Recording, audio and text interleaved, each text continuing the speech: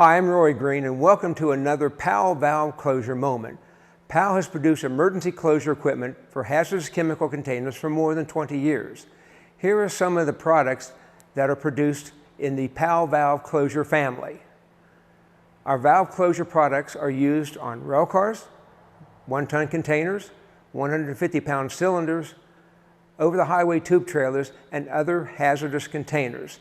These valve closure devices require routine inspection and testing to ensure the minimum basic torque requirement is maintained. Each type of valve closure device has a minimum torque requirement for the particular valve on which it is used.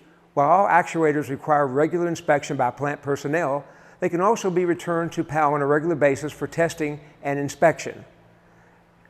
Everyone must do their part to ensure the valve closure system continues to meet the minimum required output for a particular valve on which it is used. The easiest way to do this is to return the actuators to Powell for testing and inspection. These are completed by Powell service engineers. They will inspect the device and test for the stall torque of the actuator.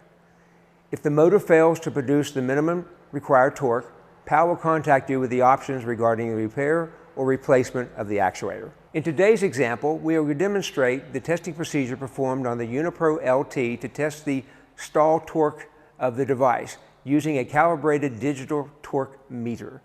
This involves a series of 5 tests performed on the actuator. The results are then averaged.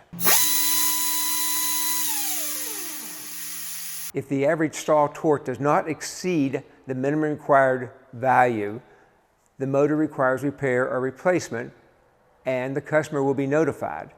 Each valve closure device has a unique serial number, and the repair and inspection records are retained on file. Also, the test report is returned to the customer with the device. Thank you for considering Powell for your emergency valve closure requirements. Please subscribe to our YouTube channel, like and comment below. And stay tuned for more upcoming Powell valve closure moments. And remember, safety first.